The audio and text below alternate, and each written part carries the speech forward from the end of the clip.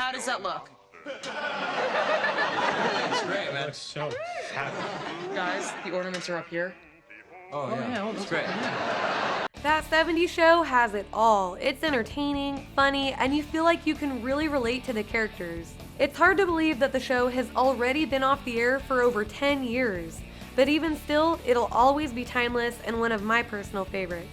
Here are 30 facts you didn't know about That 70s Show. Topher Grace got his start in show business after That 70s Show creators, Bonnie and Terry Turner, saw him in their daughter's high school play. While watching the play, their attention gradually turned to the lead, which was Topher. The Turners asked him to audition the following year for their new show, and he got the part. Ashton Kutcher got the part of Kelso after playing him naive at his audition, while everybody else who had auditioned had played him as dumb. This was actually Ashton's first acting job ever. He said in an interview, "The first 5 episodes of That 70s Show, I was convinced I was going to be fired because I was terrible." Kelso, at 6 in the morning, someone glue you to the fridge? No. Kelso, did you glue yourself to the fridge? Yes. In addition to a younger sister, Tina, who was later written out, Donna also had a never-seen older sister named Valerie off at college. Hello, pretty lady. Hi. She's not a pretty lady. She's my sister, and she's 14. You know, in my country... It's illegal here. An early idea during the show's development phase had Eric and Hyde fighting a bitter rivalry over Donna, but the idea was tossed out as the show and its characters developed. Hey, Eric! Hyde's here! Heidi, Heidi, Heidi, Heidi. Man, we're on a date here. There was a UK remake called Days Like These in 1999. It was the first time an American company, Carsey Werner, produced both the American and British versions of the same show. Days Like These used the same scripts as That 70s Show, switching out American references with British ones. The party has reached its critical mass. In 10 minutes' time, there will be no more beer theft opportunities. Yes, but if my dad catches me nicking booze, he will kill me. Eric, I'm willing to take that risk. The party has reached critical mass. In 10 minutes, there will be no more beer opportunities. If my dad catches me copping beers, he'll kill me. I'm willing to take that risk. The show's trademark camera spin, also known as the pot circle, seems at first glance that it was just a funny comedic tool for the group to both joke around and have honest moments where they talk directly to the camera. In reality, the reason they filmed like this was because they couldn't show them smoking weed on screen. It allowed the show to make it clear the characters were totally baked while never showing them actually smoking the weed. Joseph Gordon-Levitt appeared in only one episode of the show, even though it was supposed to be a reoccurring role. Audiences were apparently not thrilled with his gay kiss with Eric, and his character quietly left the show to never return. And I feel like I'm playing this part, right? But it's not me.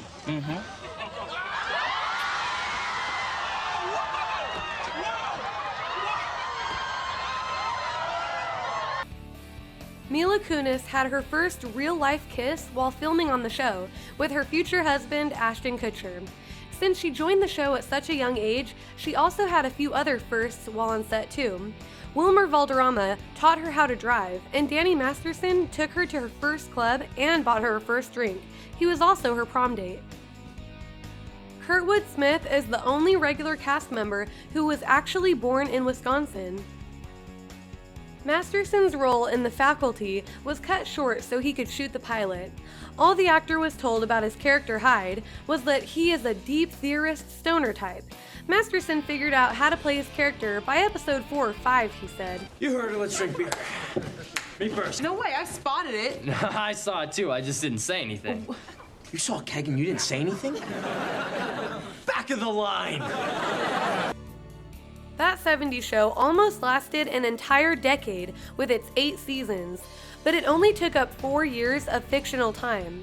And you can tell what year each episode takes place in by the license plate at the end of the theme song. Mila Kunis lied about her age at her audition. She was only 14 years old at the time, and she had reasoned that the producers wouldn't want to cast someone too young because of work hour restrictions for minors. So, I told them I was going to be 18, Kunis told People, but I didn't tell them when I was going to be 18. Tanya Roberts, who played Donna's mom, also slowly started to disappear from the show as the seasons passed. In real life, her husband became terminally ill and she wanted to devote her time to being with him instead of working on the show.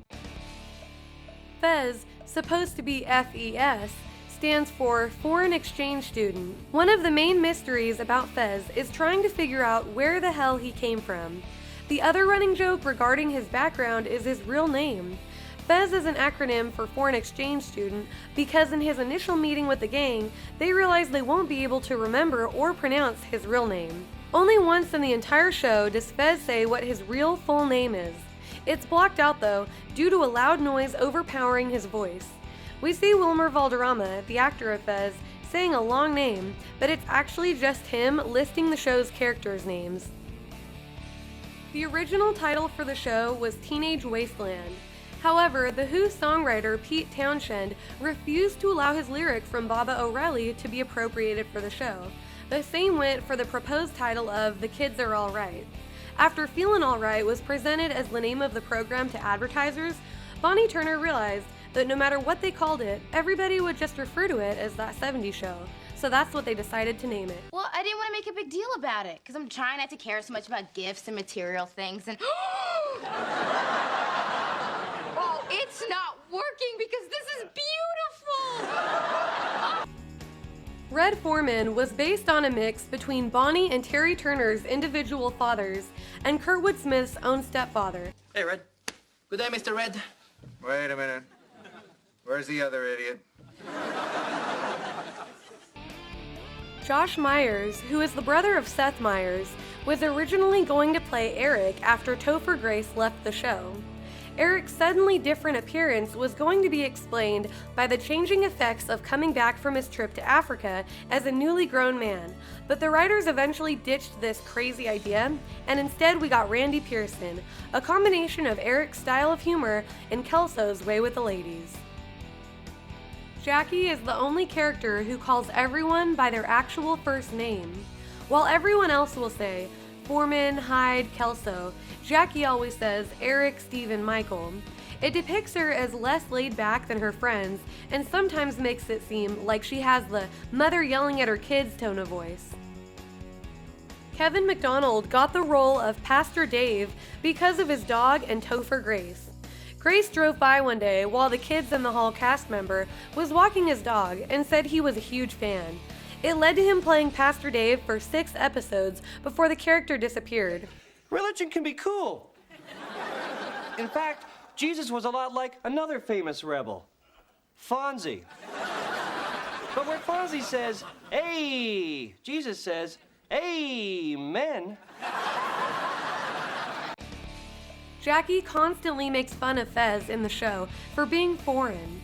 In real life, however, the actor who plays Fez, Wilmer Valderrama, was born in the USA, while Mila Kunis is the one that was foreign because she was born in the USSR in what is now known as the Ukraine.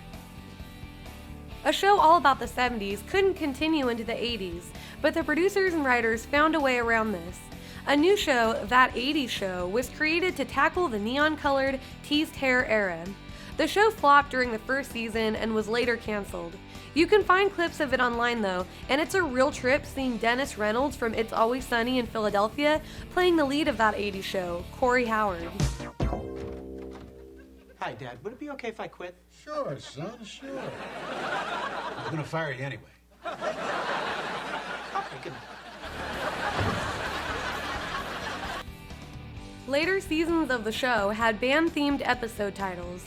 Season 5 episodes all shared titles with Led Zeppelin songs. For Season 6, The Who was honored. The Rolling Stones were represented in Season 7, and for Season 8, it was Queen.